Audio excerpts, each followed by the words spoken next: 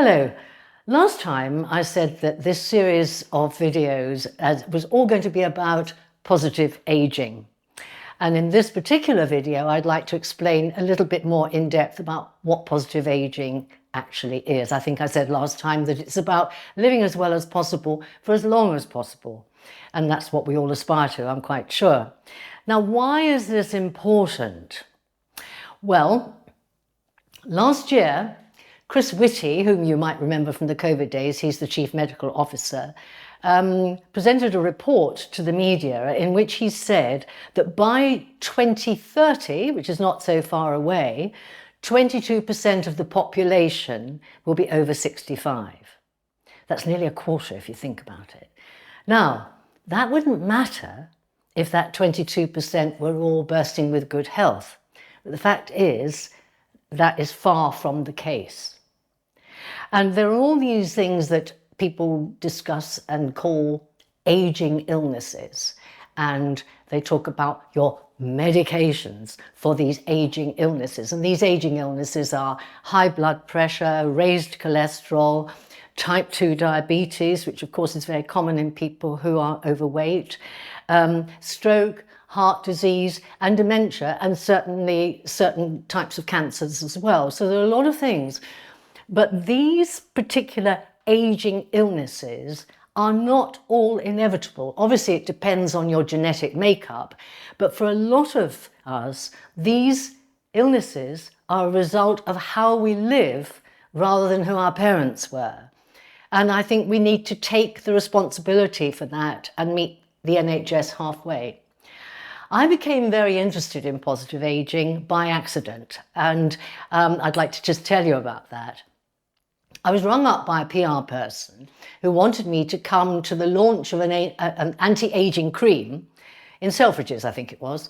This is 20 years ago, I think, getting on that way.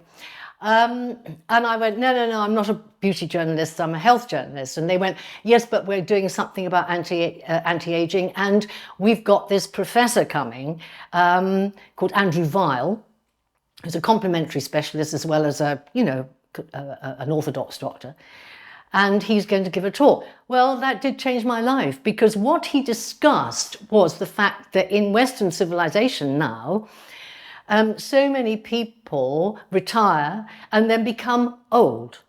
And that period of being old can be a very extensive period. And often that period of being old is coloured by a lack of ambition, planning, purpose, and is also damaged by poor health, lack of mobility, lack of exercise, and so on. His view was we ought to be able to live, if this is our whole life, we ought to be able to live up to this point sort of as a midlifer, as it were, and then have a tiny bit of old age at the end, which they called compressed morbidity. In other words, the bit where you're going to die is as short as possible. If you think about it, our late Queen was the perfect example of that. If we could all do that, I know she probably had a lot of medical help. She was working on a Tuesday and she was dead on a Thursday. Now, you can't get much more compressed than that. And that's what I personally took from that message. And I thought, that's how I want to live. And I've been trying to do it ever since.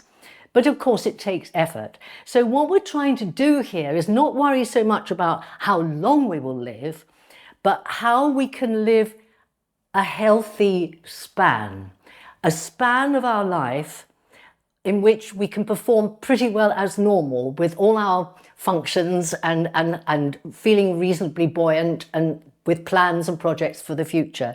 That's what we're trying to achieve. And as you now come into an era of a new you, I'm sure this is something you'd like to achieve too.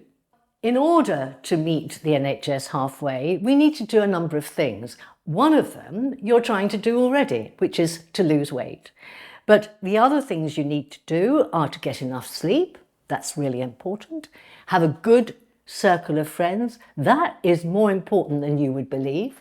See your dentist regularly, because gum disease can lead to heart disease and dementia. Did you know that?